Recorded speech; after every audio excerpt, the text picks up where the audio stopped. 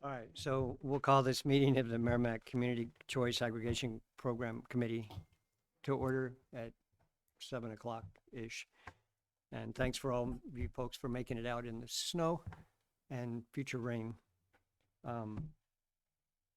There's not a whole lot in our agenda tonight. We talked quite a bit about what the program was and got through some of the initial questions and stuff like that last week.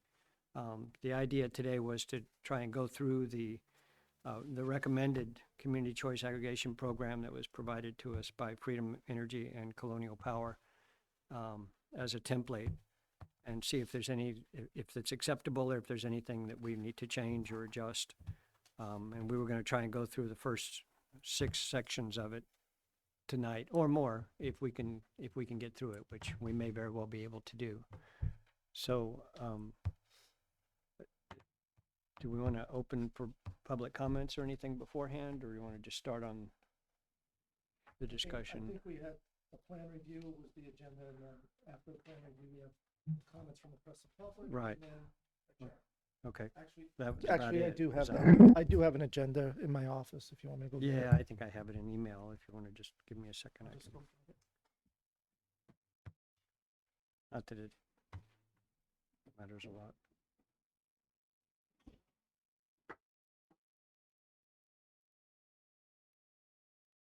No, don't download it. Okay.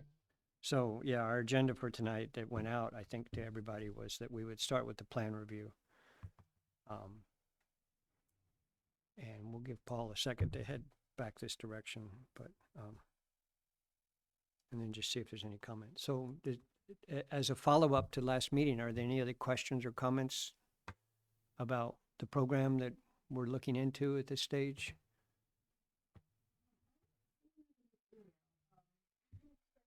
Becky sent one out on, well, it might not have. It might have just gone out to her standard notice of a meeting coming up.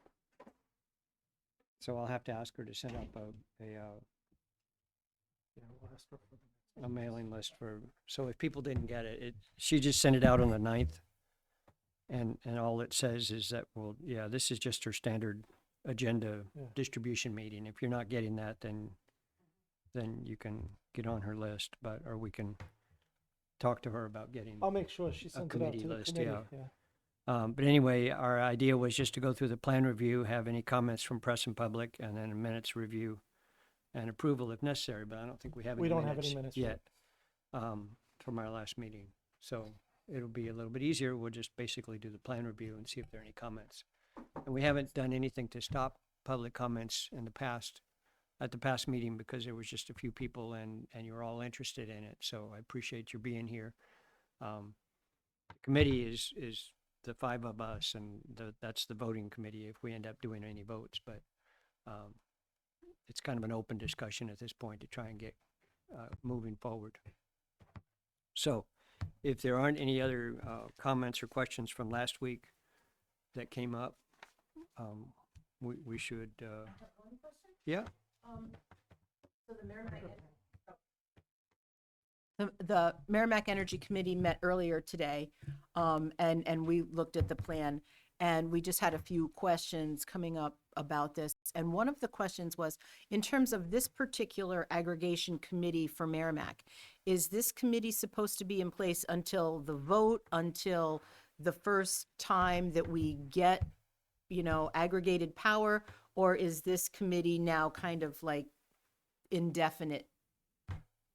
We're I just guess wondering. my initial thought when we set this up was that it would be there until the vote to see whether or not the town wanted to go forward. And it did, at the point we get the town wanting to move forward, I think the town council needs to decide how they want to do that, whether we Okay. need a larger committee, a smaller committee, or just exactly what we need to do the interfacing with Freedom and Colonial, Okay. or whoever we end up working with. So Okay, my we're just idea wondering. Thank you.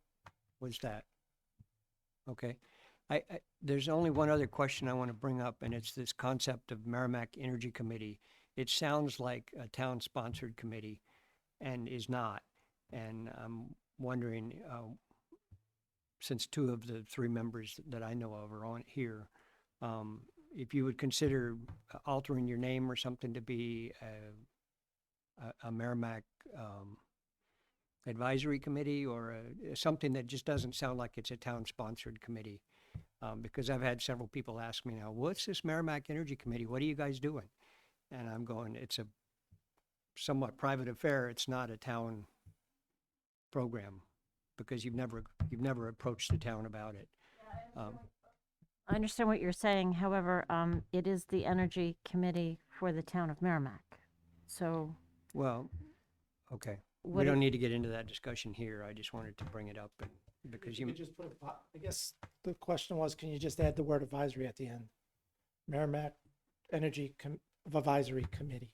What I can certainly something do of that is, sort, is just- we can put an agenda item on the next meeting with regard to our name or whatever. Yeah, Great. we understand. Okay. We understand the question and, right. oh, okay. Yep. Great. So with that, why don't we go through the document at this point, just see what comments or plans or thoughts people have. And we'll just start on page 1 with the introduction.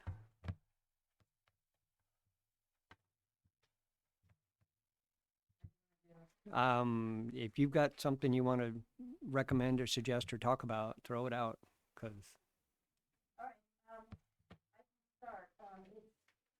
In the future, it would have been helpful not only to have. I'm Sorry. In the future, it would have been helpful not only to have page numbers, but to have line numbers so that we know what we're talking about. yeah, no, I, So this is going to be a little awkward, but I'll do what I can. Second paragraph, the end, you've got professional, comma, technical, comma, and legal. Glad to see the Oxford comma. Just I prefer that, so that's good. The next paragraph, it contains required information on the structure, operations, rate setting, and policies and procedures of the town program. The order of those just doesn't fit the table of contents, so you just need to make sure that they fit. wait, so what do you want to do? So the last sentence of the third paragraph, it contains required information on the structure. And the structure, according to the Table of table of contents, contents, if you will. where's the structure? Oh, The third- structure is number 4. Number 4, yeah. Operations is number 7. And I realize these are headers. Rate setting is number 9. And policy and procedures, which is basically just Right, so generically. there should be a matching header for policies and procedures, and the other thing should be. It may seem like I'm nitpicking, but this is how we're going to be able to find information going forward if it all matches and it's all in the Okay. right order. I didn't see that as trying to call out specific items in the table of contents, but maybe we could structure it that way. Well, I think that's I mean, what it's because it's going to doing. contain required information for all of these, Right. not just those, but they pointed out or highlighted some specific sections or specific important thoughts. If you don't want to take any of my edits, that's fine. I mean, this is just one point of Well, view. I'm willing to take comments on it. I'm just trying to understand what it would change to. Would you recommend that it contains required information on the 4 parentheses structure? Or what is it you're trying to suggest that we should do there? That the table of contents should match this. So if these are the headers that are called out, these should be individual headers. I'm not sure why I'm not sure why they pick some headers and not others. Well, because labeling 20 headers in there would just be more than they need, right? So, Right, but some of these are subtopics under I mean, so, the headers, like why is funding not included here? That's a pretty big one. So it actually, I think we could just, if you wanted to keep the table of contents the way it is, we can just eliminate this sentence.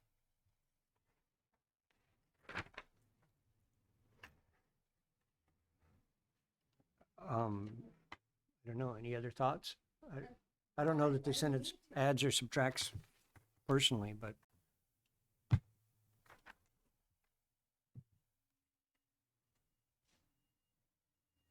Okay. I mean, it's a suggestion. The next one I have is in the next paragraph. Last line, to pursue price stability. We actually covered that in some of our hearings in the last 2 days. Do we have a definition of price stability that's being used in this document? To pursue price stability, Yeah, a definition for it, I because don't, that's a legal term that is pretty defined. Yeah, yeah, yeah. price stability is something the legislature worries about as a term? I mean, We've spent the last 2 it's days just, talking about it. There is no definition. no, there's no page of definitions because this is just this is A plan, right? a program plan. It's not a legal document. I think, per se. well, and so Well, I maybe mean, that's it one of my becomes a questions. legal This is a document. legal document, isn't it? Once it gets approved by the PUC, I guess it becomes somewhat of a legal document, yes. All right. Well, there is a legal definition of price stability, and I just didn't want the What is definition to be, Do Do we you know know what what the it legal is? definition is? Yeah, thank you.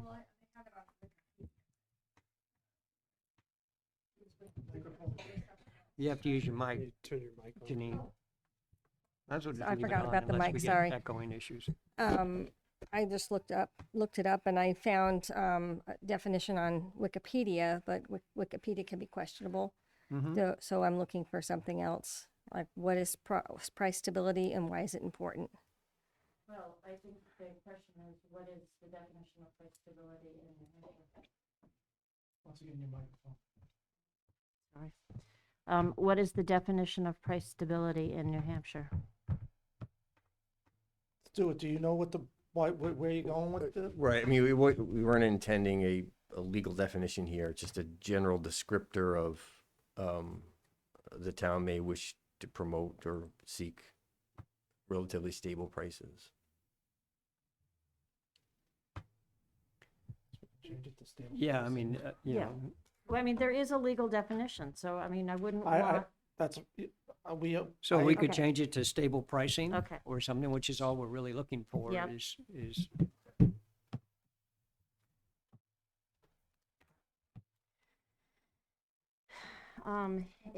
go ahead. You saying something? And it's Yeah. in there. Perhaps stable prices. prices. Yeah. Yeah, Okay, that's fine. And if you do a search, there's a couple places where it uses pricing stability or price stability. So if you just Okay, thank you. consistent with that, what's that? Unless we throw a table of contents page, we can just leave it and just say price stability means. Yeah, we should stable just say that pricing. other places it's talking about. Yeah, I don't know where it is throughout. the document. I don't know, but it's searchable. Sorry. We could put a footnote down there. A footnote, can we just add a footnote for the purposes of this document? Price stability means stable prices. Would you that do work? that.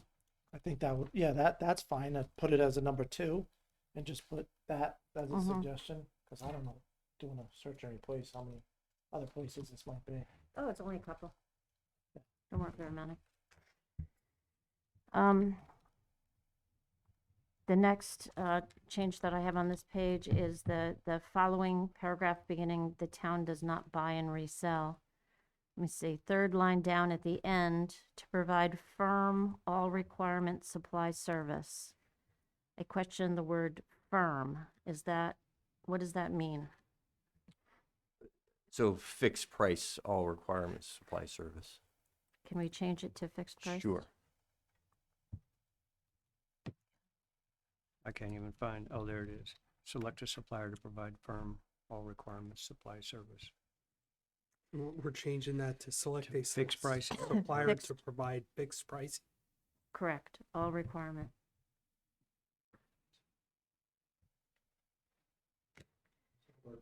Word firm now is fixed price. Correct. In that same paragraph, each contract will run for a fixed term. I didn't know if we wanted to put an example ranging from, say, 3 months to 18 months or anything like that. That was a question I think I we had. should keep Well, it we wanted to generic. keep it as generic as we Yeah. could, Is your so mic that on? we Yeah. can change it without, Okay, Oh, just all the mics are just on? Yeah. Okay, I keep turning it off and on, so. All right, I mean, that's fine if we want to do that. Does anybody have any other edits? Am I just going to go through them? I have one minor edit way at section 8. Okay. Well, Okay. it's not minor, but Okay. I have one edit. But that's Okay, it. so we'll continue with this. At the bottom of the page, on page 1, the contract terms that provide strike exceptional, it's just that they provide customers protection for the program. Exceptional is a marketing word, it's not a legal word. I don't even know where you are. First sentence It's a- towards the end. Or first line towards the end, Oh, provide exceptional consumer protection. okay. So just strike the word, that's all. On page 2, now, remember, this is not only a document that's going to go to the PUC, but this is also a document that is theoretically going to be read by residents in town. So for that reason, I want to make it as easy as possible for them to get this information. So the first 2 lines on page 2, I would turn into a bulleted list, just to call it out. And this is what they define as customer service. It's a way for us to go back, and if we have an issue, we can go back to this list and we can see exactly what they are or are not doing. So it's just an edit to make it more readable. Uh-huh. So sorry, you're referring to each of the categories under goals and components?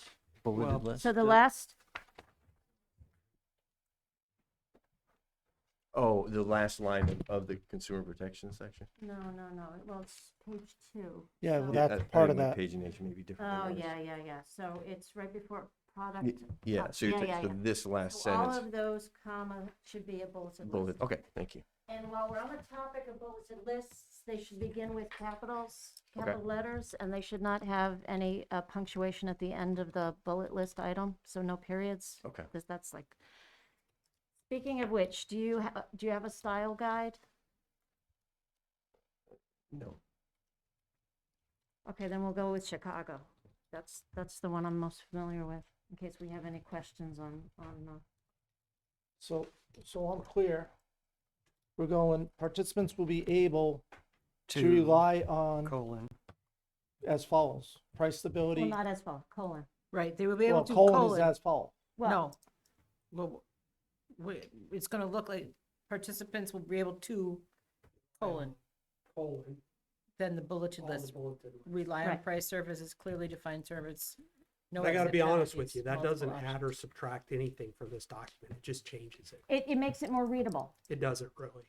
Not I for would agree anybody that it that's makes it more readable. educated, it just changes the document.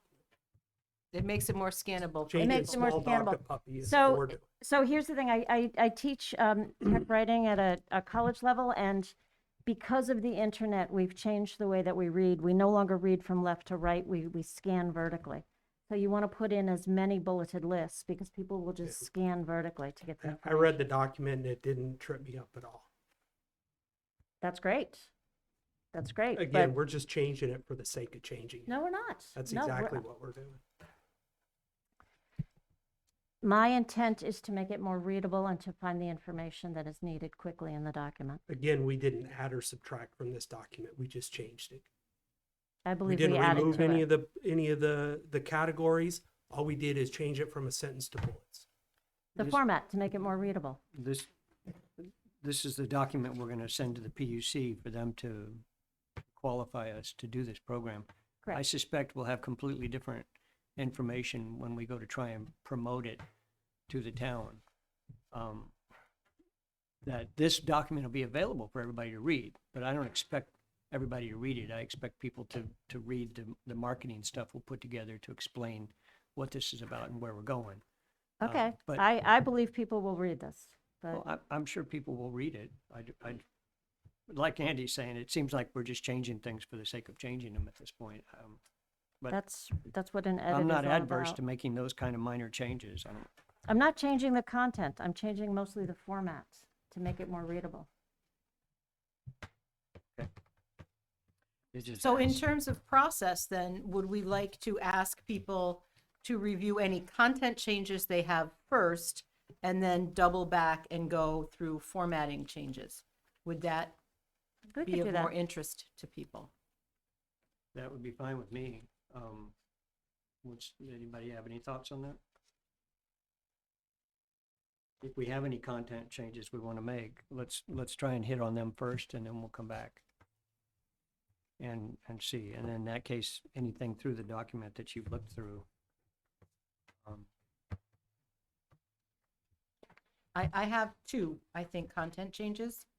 The first one is on page 2, under the heading Targeting Benefits for Residential and Small Commercial Consumers, toward the bottom of the page. Yep. The very last line, right? It says blah, blah, blah, blah, attractive for residential and small commercial consumers.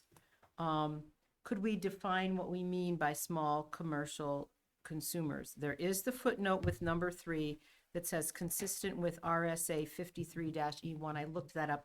That does not define small either. I don't know how important this is, but is there a point at which somebody would be cut off? Like is Buckley's Steakhouse a small consumer, but, Elbit, I'm assuming, is not a small consumer? Any kind of parameter, under approximately X thousand employees or X whatever, just. It's based on PSNH rate. So if you're a GV, you're not allowed, but if you're a G, you're allowed, or if you're an R, you're allowed, which is residential, and G is basically small.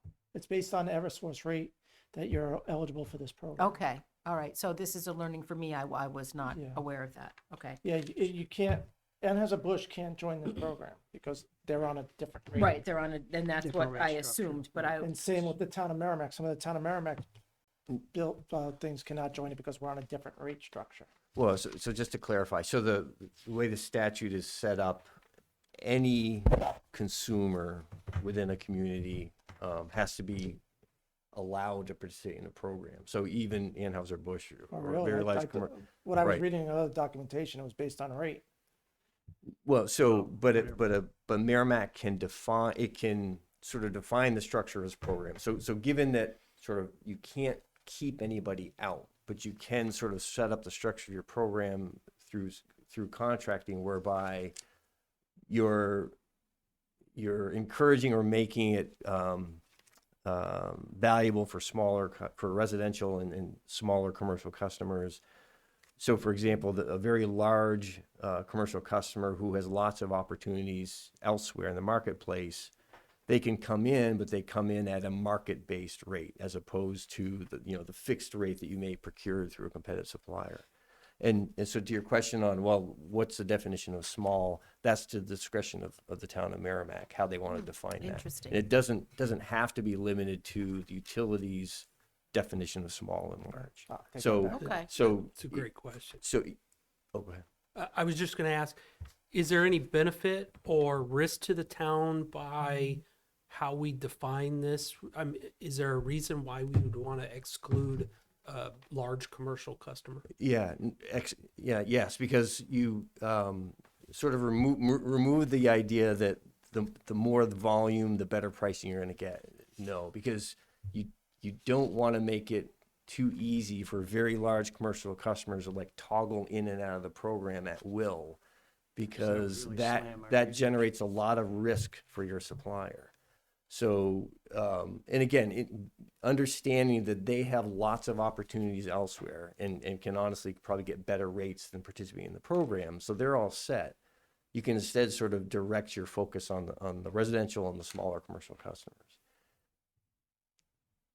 That being said, Buckley's would be considered a small one.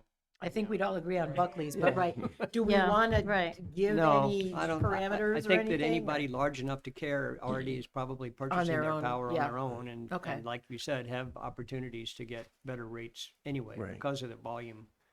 And I hadn't even thought about it, but the idea of them swapping in and out when they're half of the usage the town is doing Right. would really Right. Yeah, really freak out our supplier. Yeah, that's right. And so I think for the purpose of the plan, I think you can keep the language kind of general without defining what the town today considers small. Okay. That'll be sort of determined When we as go you out to go bid. when you get into contracting. Right. I was wrong, sorry. No, Okay. and I didn't even know those terms you were using, that this is a learning process for us all. But right, mainly I was just wondering if defining it would help us avoid something in the future if some company comes to us and says, oh, we want to be part of the program, and we're kind of like, yeah, you're a little too big to be Right. small. Yeah, Whatever. great So, question. all right.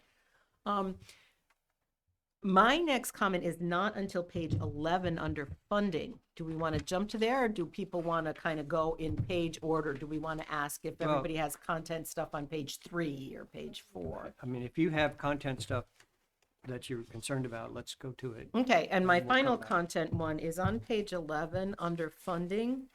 I brought this up last week with a question under the second paragraph.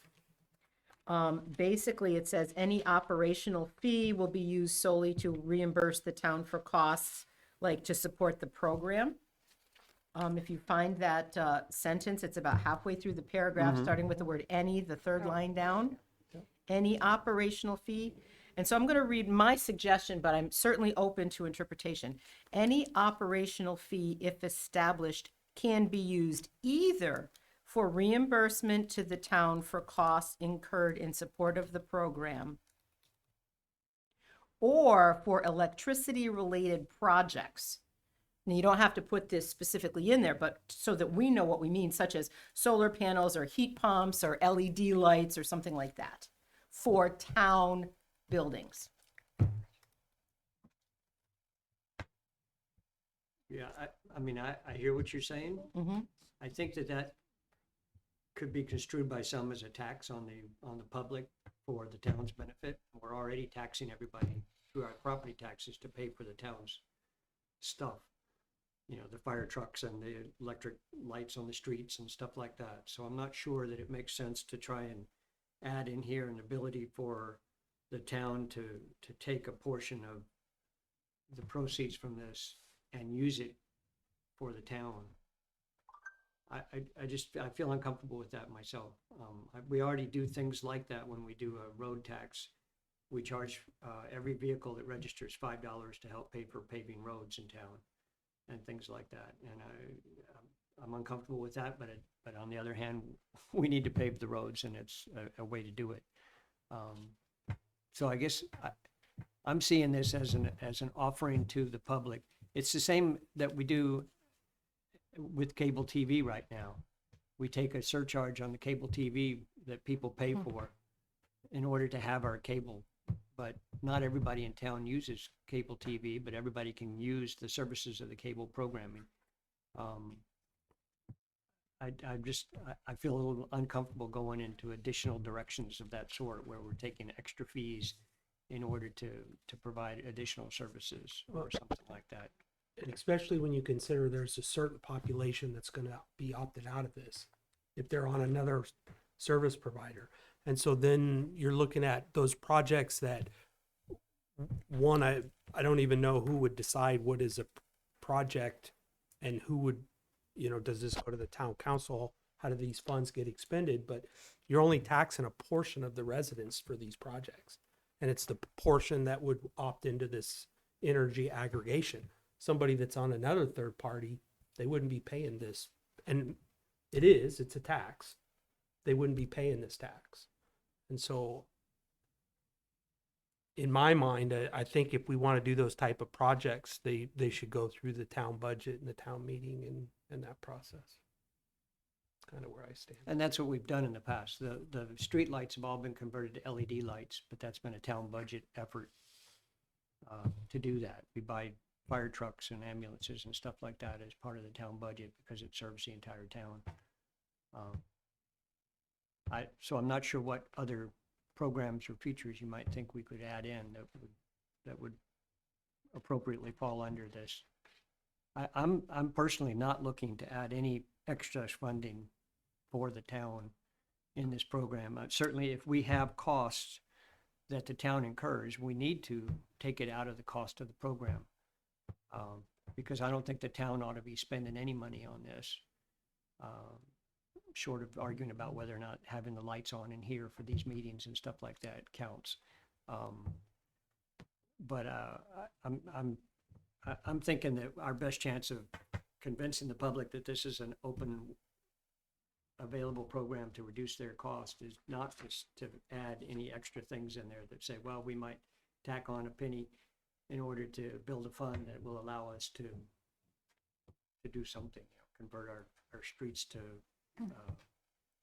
Wi-Fi capable or something like that, or whatever.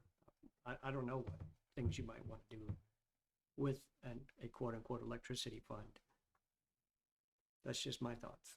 Okay, and, I've talked to a couple other people who have introduced community power into their towns, and they have been able to, appropriate a small proportion and been able to do wonderful projects in their town, ranging from things, like solar panels on the library, to other things that they would not otherwise be able to do. And while I understand your argument about how some people might perceive this as a tax, if this program is, our primary motivator is to save people money, right? We want to save, so if we're going to save them, 2.9 cents per kilowatt hour versus 3 cents, we're still saving them money.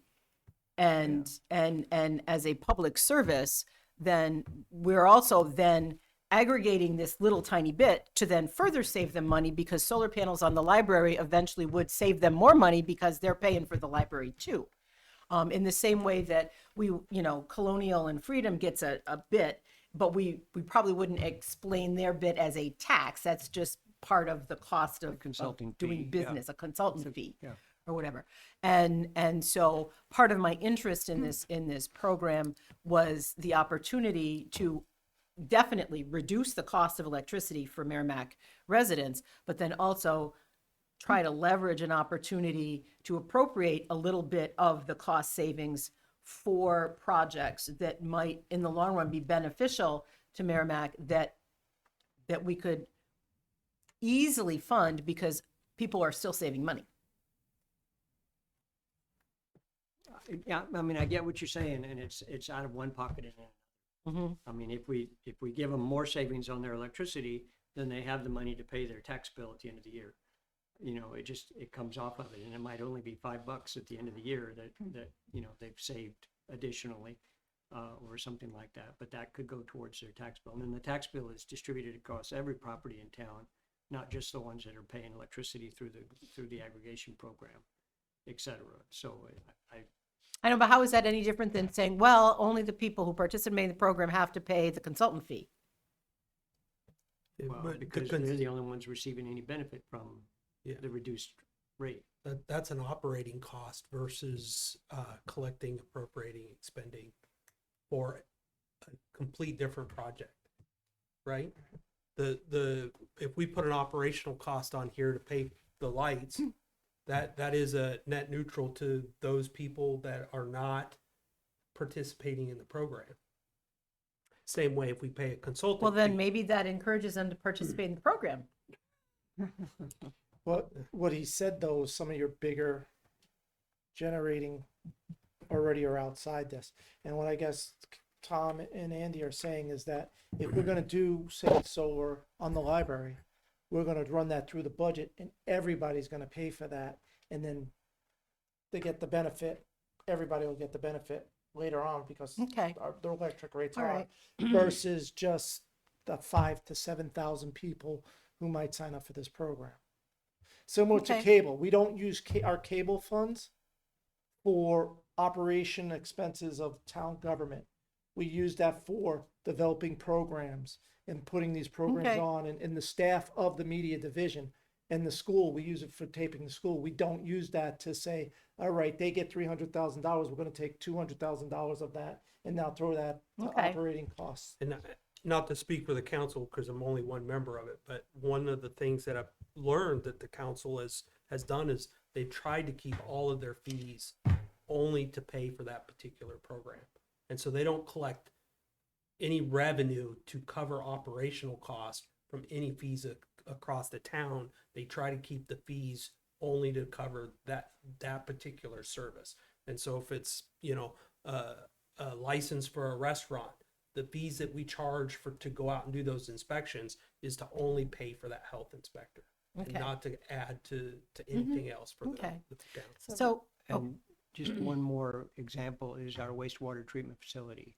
Right now, it doesn't serve all of the population. My wastewater doesn't go there. right, neither does and I mine. don't pay those fees. And so we keep that wastewater budget as a separate enterprise fund in the town budget so that the fees that they collect pay for that, as opposed to everybody in town being taxed for it. So it gets handled differently, right?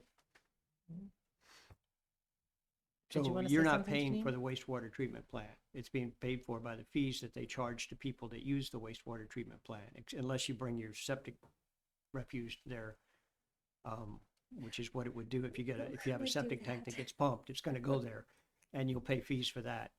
But Hmm. generally, for the wastewater treatment plant, you're not paying for that if you don't use it. Okay. And I was that's, just thinking dedicated funds, everything's a Right. dedicated fund. but by the same token, I pay my property taxes and a good portion of my property taxes go to pay for the kids in school and my kids are grown up. Most, And I just know that that's the way it is, That is- right? And that is that's, the I way it is. accept that I would that's the way encourage you it to is. go talk to the school board You about know. that. I would highly encourage the you. town always gets yelled at. So is there a way that if people were in this program and they wanted to pursue a program like that, they could vote for it or something? Is there? Because they're the ones, I hear what you're saying, they're the ones that are getting the benefit from this program. But if the majority wants to set a portion of a penny aside or whatever, is that something that? I mean, I presume that something could be brought forward on a town warrant article or something like that to But it would modify the only, plan. it wouldn't be the whole town. I mean, using your logic. Well, it it'd would be just modifying the people- plan, and the plan ends up going before the entire town to Oh, I see approve or what you're saying. disapprove of it. It's just like the wastewater budget gets approved at town meeting, but only the people that are using the wastewater pay for it. In fact, the town actually charges them a fee for the management of the town manager and the finance director and stuff like that. If it's something that can be added later, which you're saying it can be. I would think it could be. Yeah. I mean, the plan is not solid, but we'd probably have to vote to make a change, and then we have to go to the PUC to approve it. Then I would take that out of this document because you're right, people are gonna see that as a tax. They're not gonna like it. Well, the So only we thing don't we want to have in there sink right this now is document. that there can be money to reimburse the town for the cost incurred, Right. which Right. would be printing and publishing Right, and that's fair. flyers and things like that, and Yeah, that's yeah, yeah. reasonable. I Okay, think- maybe one last question then. Because as I, was thinking about it and understood it, the idea was appropriating a small percentage for energy-related fees, electricity-related fees, because this is saving on their electricity. But we're already imposing a small fee for the consultants. What's to keep us from saying there's a small fee, half of which goes to the consultants and half of which just goes to the coffers of the town to be used for whatever the town wants to appropriate it for? I'm not sure there's anything to stop us from saying that, but the intent is to cover for all the expenses in this program to go towards running the program. The consulting fee is part of running the program. The cost of printing up and mailing documents. or Right, something and like I that would think be that's part of where the we program. differ, whereas my intent in the program was to save money, but also maybe use this opportunity to appropriate some funds to, do more electrification or to save money in other ways. But if the committee does not want to do that, I am a resident that, expressing my desire Yeah. to try to leverage this program to do several things. Okay, do you have a feeling, Stuart, on whether or not the PUC would get excited about some wording change of that nature, or No, I don't think the They could care PUC is, one way or the PUC, quite honestly, is pretty hands-off with this. So if it was the desire of the community, to add something like that, I don't think it would cause a regulatory problem. okay. It's just a I would town rather issue. leave it as it is and just cover the expenses of the program with any fees collected, and not try to build up any fund for electrification. Those are great ideas, but I think those electrification ideas would benefit the town, and that it ought to therefore come under the town budget or town programs to try and pay for those instead of trying to build separate funds to try and manage that. That's my thought. I think we need to bring this program forward And to get it show approved. that we're saving money, and then later on, if we do want to do something, we do a change to it. Once we prove to the residents of Merrimack that this is the program and there are no hidden costs, no hidden fees with this. They own, they're gonna get, this is the rate. We have a consulting fee of 1/1000th of a cent, basically 1/100th of a cent on it. And that's the only cost you're paying for, and here are your rates. If you want to do solar, this is what your rate is. If you want to go 100% renewable, this is your rate. 50% renewable, just baseline rate. Those would be the rates, and you're on the plan, and so that people can see that this is really what I'm actually saving. And then eventually, if we decide, the council at the time decides to bring this back and to do some of that stuff, where to change the plan, I think that's when we bring it back up, because we can always amend this plan once it's approved with the PUC. My primary concern, though, that if we amend it, then people are like, well, I'm saving less. Whereas if when we initially introduce it, we say, you're saving 3.8 cents per kilowatt hour. We know they could save 4, but hey, they're excited, they're saving 3.8 cents. Yeah. Yeah, That's, but I think once the plan shows that it's working, and then we'd have to basically go out to the residents and say, look, we're gonna charge you an extra 1/100th of a cent for solar, and then you have to build the solar. You can't just keep it in your in this fund, this special fund that keeps on growing and growing and growing, and people don't see a need for it. We have a $5 on every registration. That goes to paving roads, and we show them that $135,000 we collect each year actually gets put back into the town of Merrimack to pave roads. So I think we just need to plan to get off the ground, get working, and then we can say, okay, these are the projects that we are looking to do. To fund these projects, we need X, Y, and Z. We have to go back to the PUC and amend our plan so that we actually have a plan in place for these projects, and saying, well, solar on the library or solar on the landfill, and then we don't know, we can't do the solar on the landfill because we don't have three-phase power out there, or something ridiculous like that. So, there are things that I think we keep the plan as open as possible, but we don't put some of these hidden things in there so that later on people can say, well, what did you do with that extra 100th of a cent that you collected from me? And then we have to say, well, it's just sitting there because we don't have enough money to do solar. Or we don't have enough money to put recharging stations in. Or there's no need for a recharging station at Town Hall because we don't have any electric vehicles. See what I'm saying? But why couldn't you identify a project? And say, all right, Well, this, the problem, because what you have to do then is the projects will have to be identified, run through the budget, and then it'll be an offsetting revenue. And right now, we don't have any projects because we haven't developed that. That's phase 2, 3, and 4 down the road. And, all right, years ago, we went for a South Fire Station. It failed. One of the reasons why it failed was somebody asked the question, what are you going to do with the old South Fire Station? And the town had no answer to it. It's going to be the same thing, I think, here. If you don't have an answer, well, we might put solar in, we might do charging stations, we might use it for heat pumps, we might use it for this, we might use it for that. but it doesn't- why can't you identify a project and say, all right, the first thing we're gonna save up for is heat pumps? 4 or 5, whatever, heat Well, pumps. Personally, I think it goes back to what I said earlier, and that's now a town-wide benefit versus a user-specific benefit. And that if we want to try and be as open as we can about it, if you go to somebody and say, well, we're going to save you 3.8 cents, and they say, yeah, but if you weren't collecting this extra money, we'd save 4. Yeah. And you lose your vote right there at the public meeting because somebody points out that you're trying to hide 0.2 of a cent or something like that.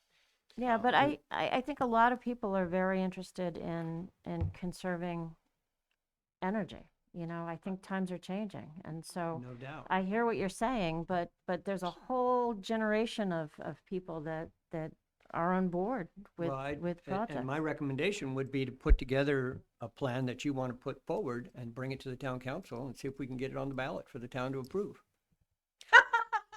I know how to do that. Work on it. If I may just offer an example of, something that would fit within the program without having to do it through an operational adder, which is, under the category of just power supply. I mean, the program can serve as an energy off-taker for a project. So say and I'm making this up, Paul, you mentioned, so a landfill might be an opportunity for ground mount solar. So the town, for reasons independent of this program, could decide, yes, we want to see if there's a developer willing to build that project. And oftentimes, the town doesn't take necessarily interest in who the off-taker is. In other words, who's taking the power supply. Well, now with this program, you have a potential off-taker who is willing, to enter into contract as an off-taker for a portion of that project. So that's a mechanism that the program can do to meet, if it has certain objectives around promoting renewable.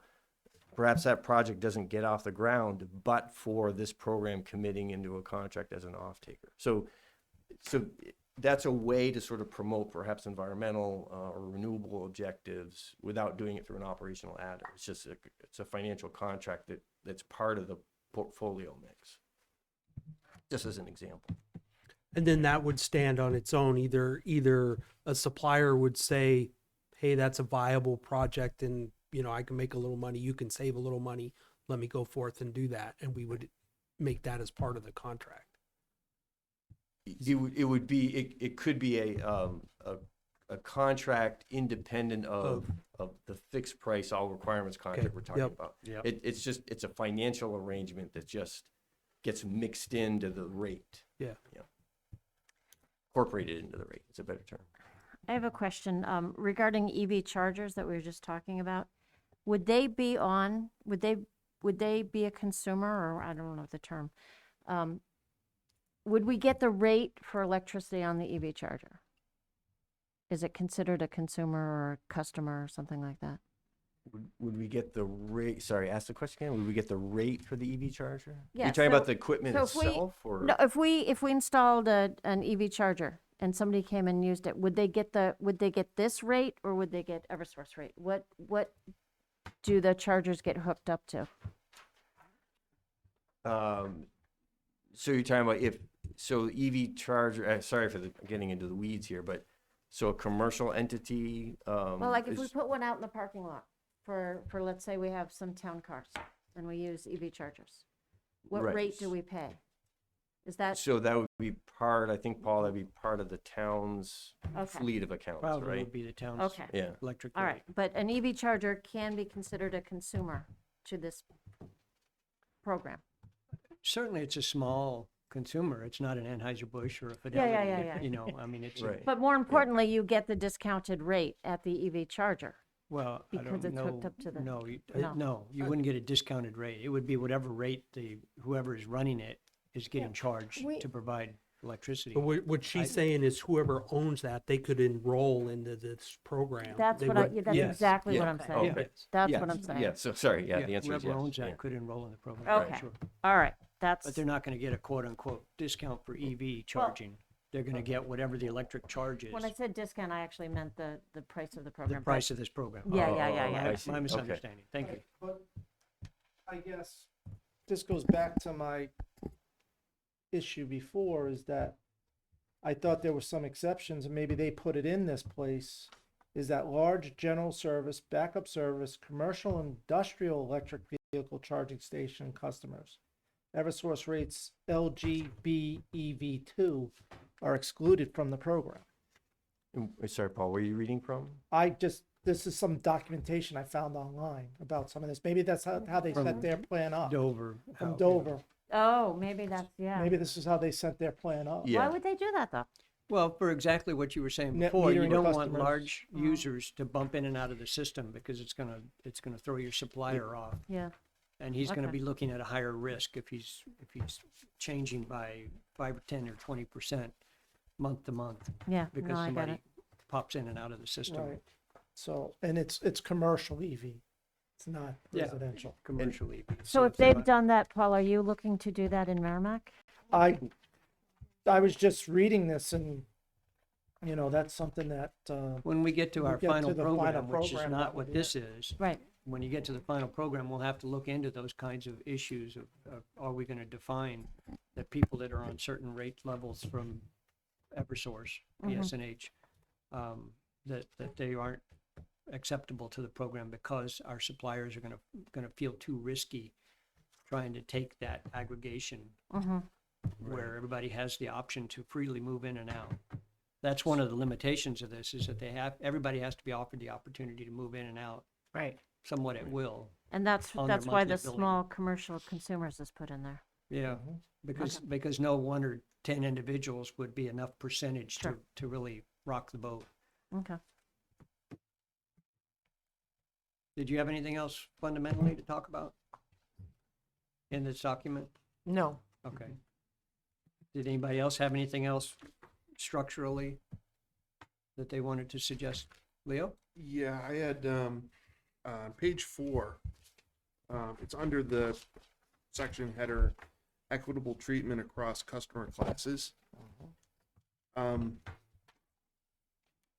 The sentence starting equitable treatment of all consumers does not, however, require that the program offers all consumers the same pricing or terms. I think we just need to add an example in here, because the way Oh, that thank this is written, it's a little difficult. It sounds like we're definitely treating people third differently. sentence down towards the end. So It's right here, Equitable treatment. of all. Equitable yeah, treatment yeah. of all consumers So- does not, however, require the program offer all consumers the same pricing or terms and conditions. Right, so then what is equitable treatment if I have to pay 17 cents and Wendy Right. pays 13 cents? Right. Or does it have something to do with business versus residential? Right. But can we be clear? Because I must admit, my first, question was like, what, because we don't want anybody coming up and saying, well, I'm Hispanic and you're charging me more, Right. Right, We just want to need avoid define that what perception. that is. Right. So, Stuart, do you have some suggestion on that? Because I guess the only way I would read that is if you're offering 3 or 4 tiers, you're not going to offer the same pricing on all the tiers. For the basic level and for the 30% renewable and 50% renewable credits and stuff like that. Yeah, Those are all going to have different prices, and you're not going to be forced to give everybody the same price because you said you were going to be treating people equitably. I mean, if they're in different programs, they pay a different price. But otherwise, if they're all in the same program, they're treated equitably. Right. Is that right? Yeah, and so one example we could insert in here is we could say, for example, commercial customers within the town, there's lots of different ways you can say, but I'll just, for example, customer with that have consumption greater than 1 million kilowatt hours a year may be charged a market-based rate as opposed to the program's fixed rate.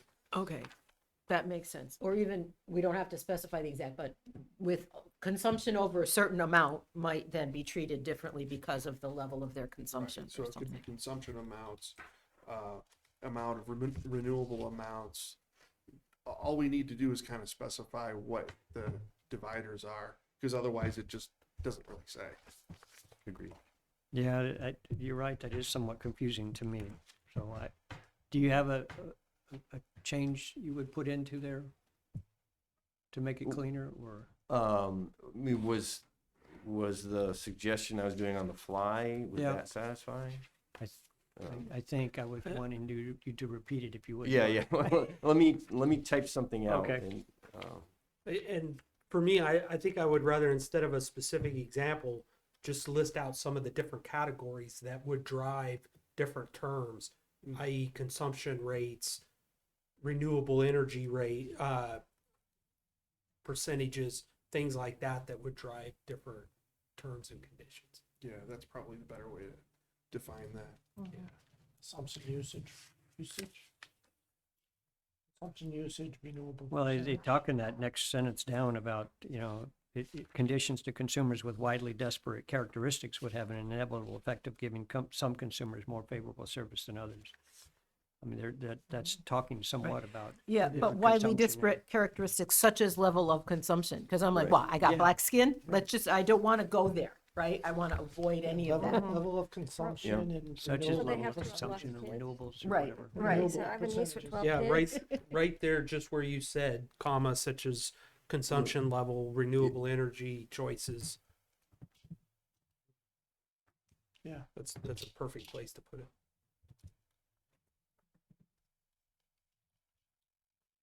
For example, level consumption.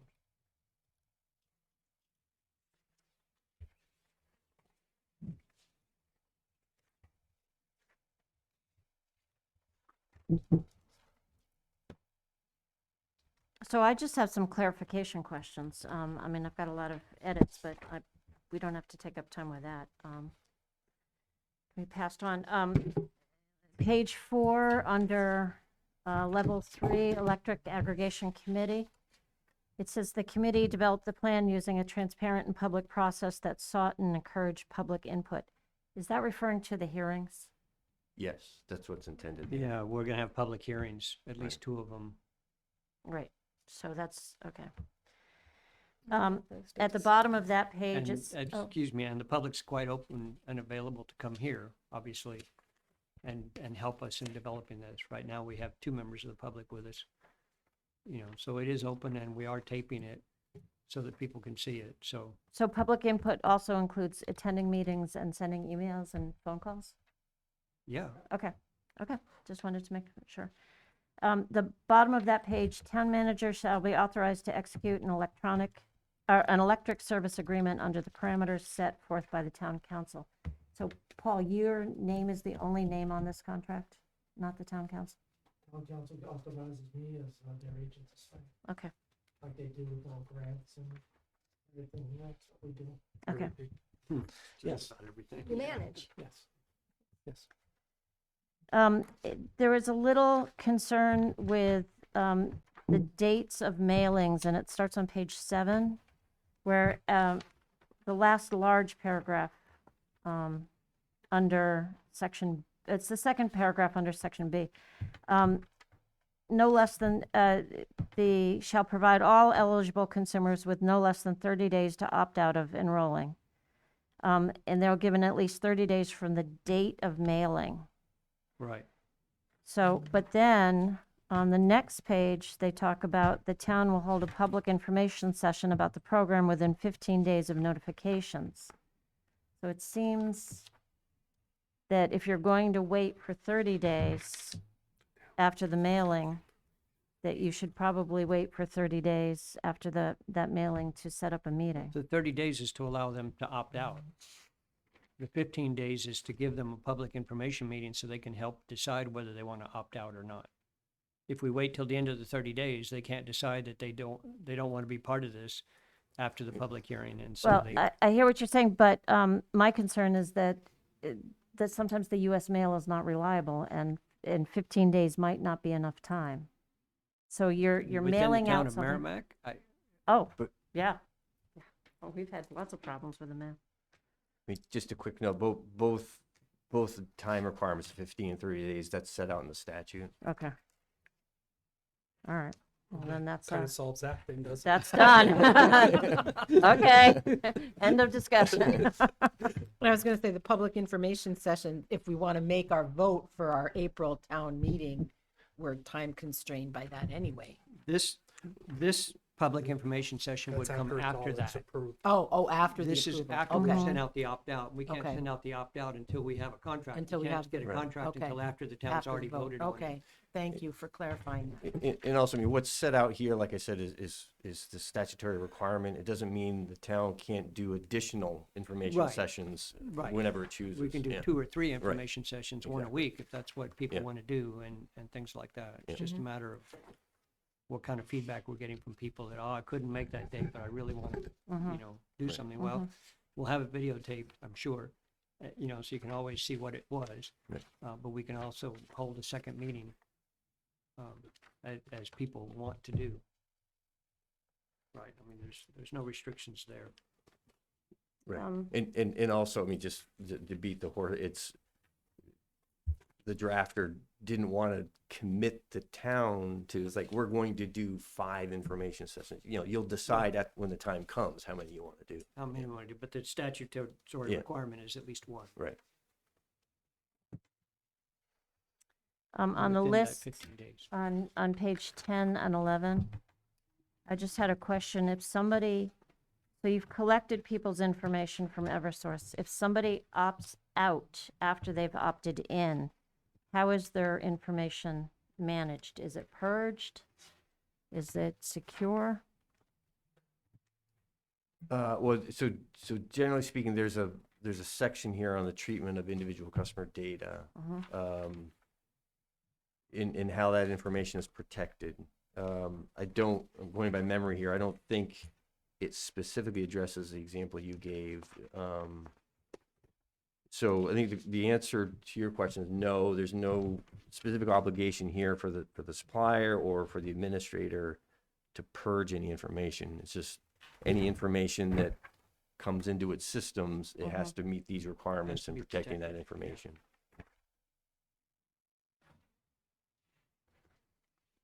So if they were to delete all that information and then they wanted to come back in the next month, they'd have to enter all that information again. And you have the option of going in and out on a monthly basis. And Yeah.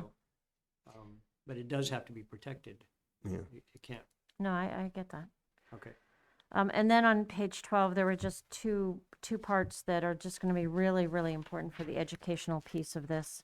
And that's the second paragraph, the transmission and distribution charges will be unchanged. People need to understand that. And then under section 10, that first paragraph, that they can have a competitive supplier, they can switch without penalty, or that they have to check that they can switch without penalty. So those are just educational pieces we need to make sure people know. Yeah, agreed. Those are important items to To point out. to make people prominently, featured prominently in any information sessions. Yeah. that we send out, yeah. Right. Absolutely. I'm just calling it out. I think those are important. Yeah. Oh, I think they're critically important, I agree. Where was the second one, Wendy? Under section 10, that first paragraph, that just the last line, that they have to make sure if they're with a competitive supplier, that switching into the program, that there's not a penalty. Okay, got it. Thank you. It'd be interesting to see how often people opt in and out. I don't imagine they'll do it often at all. I don't think they will. No. Yeah, the But data, the- and you know the data better. People can switch their suppliers now, right? But they Right. generally don't. I've been with Eversource since the day I moved to town. Right. Really? Well, I actually, haven't we're just the been for past easiest thing 5 to years, do. I But don't it know used that to I'm be saving any money. PSNH. PSNH before. Yeah. But that people will opt out if, for instance, if we went out last year and we got 15 cents a kilowatt, Right. and Eversource now is down to 11 12 cents, or It's 11. going people down will to be running to the door Yeah. until that our contract term ends, and then We could renegotiate. we have to, yeah, and that's where I see the opt-ins and opt-outs. It's depending on the term that you choose. And you want, with the price stability, you want to kind of go with a little bit longer term when you can, or shorter terms in high volatility markets. Highly volatile. Yeah. So, those are things that you got to look at with the council would have to look at to say, okay, do a 3-month this time. All right, let's go with a 2-year if we can get a good rate. And that's where we'd be leaning on our consultants to help us understand the energy market and where they see things going as well as. Right. And that's the advantage of having a consultant rather than having 2 or 3 private individuals trying to figure out what's the best thing for the town to do. Is go in and get some professionals that are spending extra. 100% of their time I just realized worrying I had about one in- Yeah. electric rates and Right. future charges and all that kind of stuff. I have 2 more questions on that list on page 10. Down towards the bottom, it says use role-based access controls. What is that? So you're on the consumer information. I'm on page 10. Treatment of individual consumer data. Fourth bullet from the bottom. Yeah, he's got a different page break, but, yeah, it's the treatment of individual customer data. The role-based, Role-based. that means somebody that works can only access what they need to access to Yeah. do their job. Okay. Right. They can't So- access everything. Right. Okay. So that's a common term, I Yeah. Yeah. Okay. Great. And then the next bullet, it says provide security awareness training to all personnel. You mean all personnel for Freedom and Colonial Power, or all personnel including the town people? Who are the all personnel? Yeah, so this is, so backing up, so you'll notice that the sentence that leads into the bullets says the town shall require that its service provider. So that's defined up above in the second sentence. And so it refers specifically to Colonial Power, Freedom, and any competitive suppliers serving the program. So collectively, those are your service providers. So everything in that bulleted list applies to those entities. Service providers, Yeah. okay. Which is not the town. That is not the town, Right. that's Right. correct. It's the electric supplier and And Colonial and Eversource Freedom. and, Yeah. And that's another thing, the town is not gonna see any of this data. Right. Right. That's why we go with a consultant. That's Right. why we're not doing this on our own. What do you mean you're not gonna see? You're not gonna see the numbers? We'll The rate see, numbers? we'll see see the the numbers, rate but we numbers, but won't I see won't any see individual Wendy names. Thomas at wherever, Bought 6 Bought kilowatt hours of six, power. you know, Oh, I see what six you're hundred and fifty saying. All right. kilowatts a month. Right, well, We're you not gonna shouldn't. see any of that. We're not You gonna see shouldn't see social that. security numbers. The town's not gonna see any of that stuff. Okay, That but you goes will with the see program, but we're rates gonna, and- we're Oh, gonna, we'll, we'll we'll see the definitely see the rates. rates and make the contracts and stuff like that. Got but it. No Well, personal information Got will it. come into the town. There's no red list files that the town gets involved in. And that's gonna be really important too. for There's no education. accounts. We don't see people's individual bank accounts or how they pay their bills or don't pay their bills. That's Whether they between, bounced a check, yeah. yeah, it's that's not- between you and Eversource. Mhm. And One or two. just since you brought it up, Paul, so the rules do allow, the administrators to seek and obtain from the utility companies, payment information with respect to customers. We will not be doing that. Even though we have that allowance, we'll be asking for kilowatt hours and any other information to administer the program. We don't want to see any financial information. Mhm.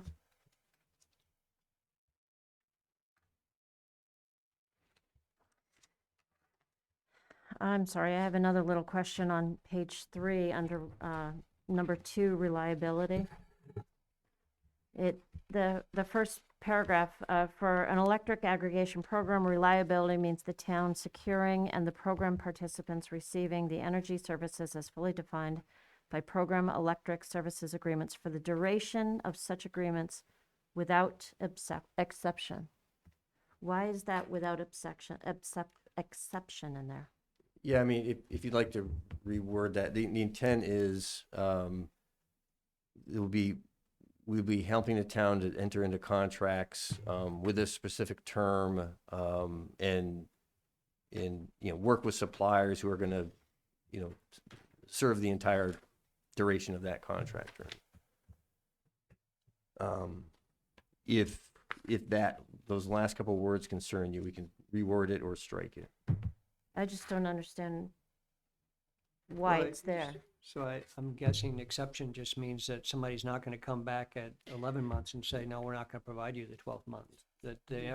every intention is that it's gonna be reliable through the entire term of the contract.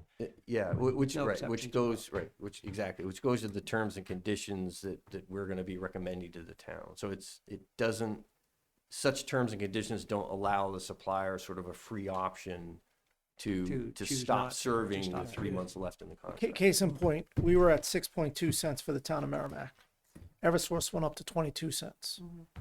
We have that clause in our contracts with the town of Merrimack so that whoever our provider was at the time, Consolidated or Hess or whoever, couldn't say, we're done. We're done with our contract. See you later. We got to renegotiate because we can get a higher rate now. No, it's without exception. That's the contract terms. You got to provide it reliable power without exception. So you want this left in here? You could take out without exception, but it's in our contracts too. Okay.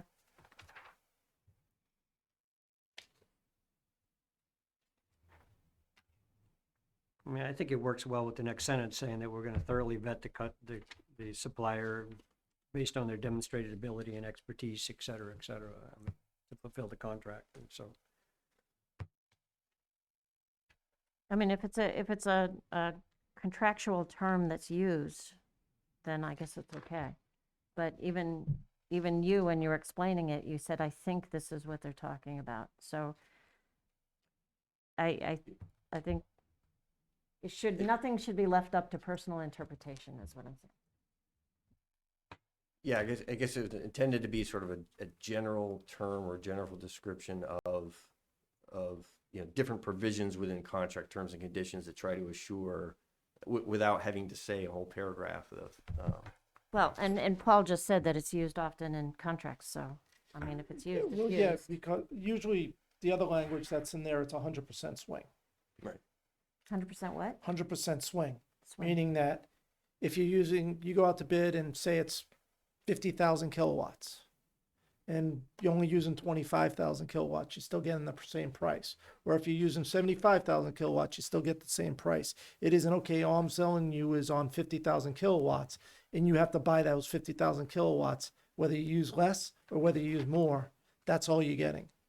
So, that's 100% swing. And those are terms in the electric market and the energy market that have come to be just regular terms that people are familiar with in those markets. And without exceptions, one of those terms is that basically means you cannot cancel my contract. If we have a contract, you have to provide me with a contract all the way through. Okay, fair enough. And you can't use some stupid excuse that you use 25,000 kilowatts instead of 50, so I'm canceling you out. Oh, I see, okay.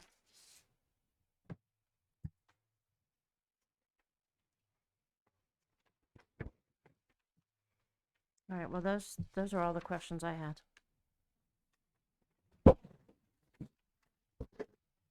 Actually, nope, sorry, one more.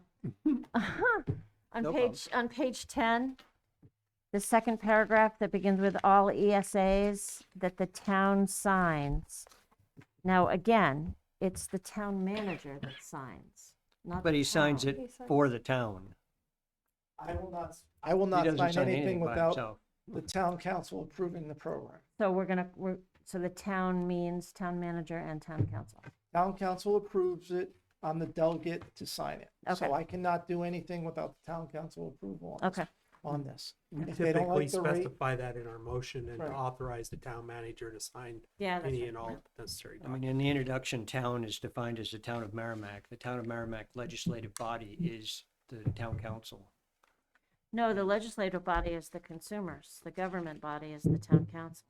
I think that's what isn't that what they defined it as?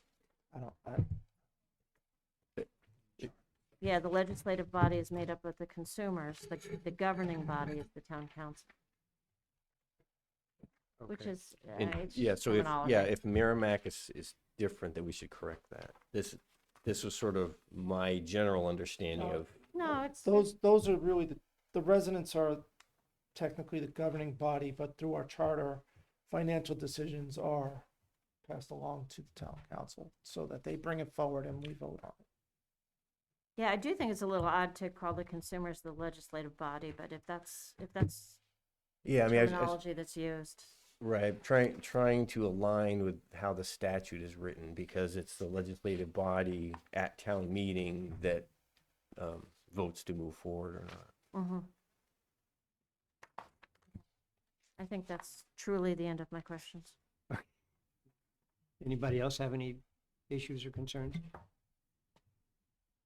Do you have any other structural issues or something you want to talk about, you think, or? I mean, I have a pretty in-depth edit. We don't need to, these are just formatting things, cleaning it up from a technical point of view. I can just pass these on. We don't have to go through every single, I mean, things like a term was defined incorrectly.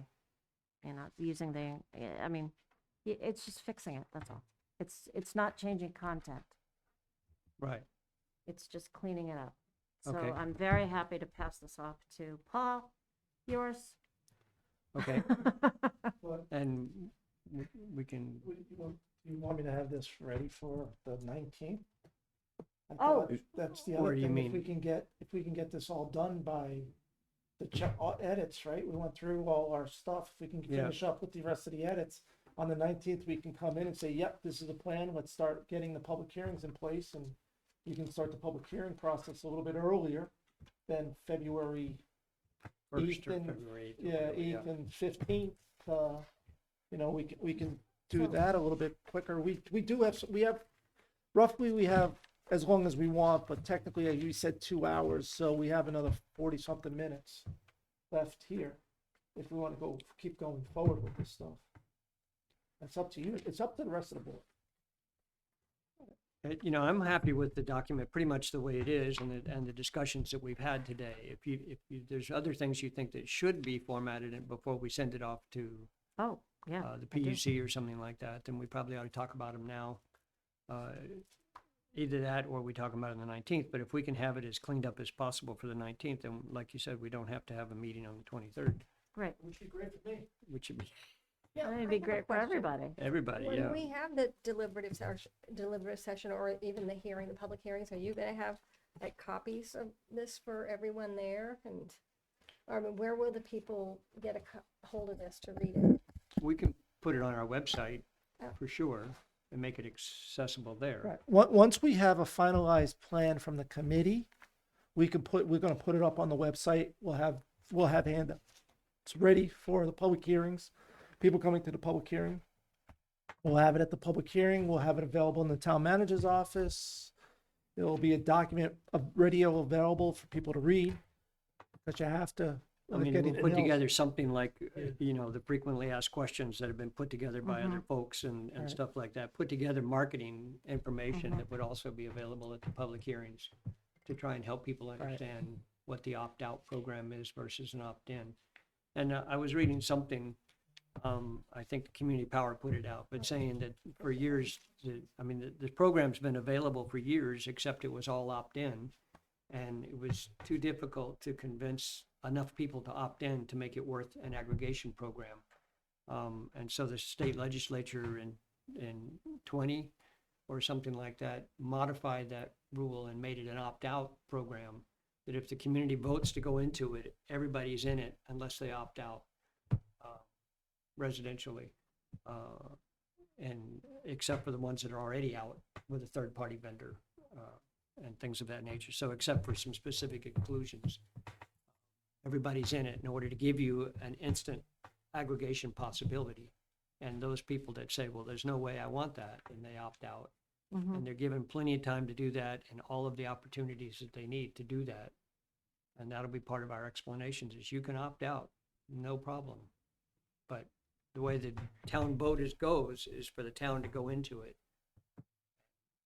Unless you just adamantly don't want to be in it and you want to pay whatever Eversource is charging, then whatever, you know. It does seem like it should be a relatively easy sell conceptually. It should be, but as You soon know. as you talk about things like an opt-out requirement, some people Well, get really, I'll be honest, really excited. they came to the town council 2 years ago, and I couldn't convince myself it was my place to opt people in. And the only reason I changed my mind is, you know, I rationalized people are already opted in to something. Right. All we're changing is the default provider. That's all we're doing. And so that's the way I rationalize it in my mind is we're just changing the default. But I think those are the things that I think between the time we finalize this plan and we start doing the public hearing, that I'm hoping everybody here goes to the public, whether it's through social media or whatever groups you belong to, and help try to sell this and say, you know, let the residents know what a good program and how much money that we're hoping, or that the intent of this program is to save money, and that's what we're trying to do. But I do think there's going to be a lot of folks out there that say, why are you guys you guys shouldn't have the right to change my electrical supplier. That's not what we have the town council. It's not what we have you guys for. That's exactly It's right. the There's fear of going the to be that unknown, population. you know, Yep. you know, like that right now, they Right. have reliable energy. And, Well, and it will still be reliable. I mean, Right, but- you know, but again, the fear of the unknown, seems Yeah, like, we're just Yeah, trying to exactly. consolidate our buying power. That's all we're trying to do. Because I've been approached years and years ago from people who have different energy, and they wanted us to change. I'm like, no, not familiar with that company. I don't know who they are. I mean, I had someone walk down the driveway the other day and say, "Hey, your house is a perfect location for solar." So I don't want to discuss it. I don't know who you are. I get my power from EverSource. 10 years now. Yeah. I guess we should continue, I guess, to, unless you just want to make that suggestion, we'll take a brief look at it.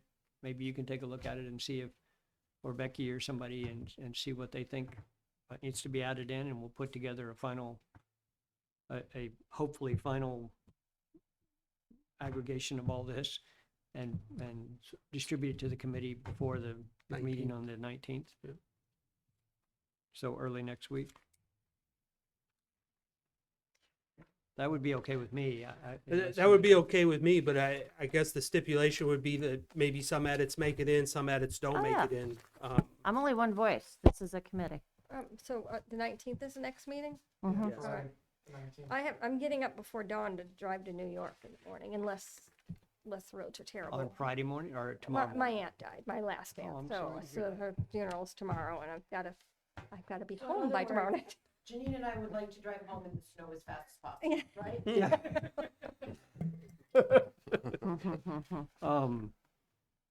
So, yeah, our next planned meeting is the 19th at 7 o'clock here. So does that sound like a plan then, Wendy? You could pass your edits. Paul, if you guys can go through and what makes sense, add it, send it out to the committee prior to the 19th. We all review it, come in on the 19th, and Hopefully, we can get it out by the 16th or something like that. We can get whatever edits you've got back Yeah. and compile all that together. Martin Luther King is the 15th. If we can get something out the 16th before the 19th, that gives us a few clear days to look at it and, huh? I can ask them the 17th, Okay, because I'm not. okay. But Becky will be here. Anyway, fine. Yeah. Yep, So we can sit down. you got a couple of days. Yeah, Two. a couple days. Okay. That sounds like a plan to me. We'll make sure we get you as cleaned up a copy with the changes we have agreed to here If you can give me by the 17th at the latest. If you can get me the Word document, Stuart, Yeah. and then I could make the other changes to it. Okay, And I'm gonna track changes, Good. so everybody sees the changes that were okay, good. done. Yeah, I thought you said we could see it. Well, we're not really not doing that there. tonight. Yeah, we could if, but we're not doing that tonight. Okay. But this way we'll have track changes in there. All right. So you want this, what you want? me I'm to- gonna need something. Okay, so I didn't do the end of 12, 13, 14, so I'll give you this and I will do these pages and drop them off maybe tomorrow. Okay, great. That brings us to any comments from the press and public? With regard to the revisions, I can't remember if the public will get copied on these. Like when You need to turn on your mic. With regard to reviewing the revisions, will the public get copied on those? Meaning, like, did it register that Leo and I were here? Or will I have to ask you, like, when you send it out, will it be just to the committee? And I'll have to say, hey, Becky, can you also send me? And is that okay? I can make that happen. Okay. I can make that happen. He's the man. Excuse me. Any other, yeah. Because you've been participating, yeah, we should be able to send that to you. Any other comments?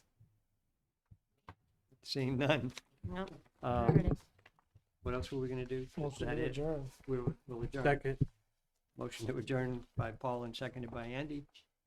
Aye, All those aye, in aye. favor signify by saying aye. Aye. Any opposed or abstaining? That passes 5-0. 0. Okay,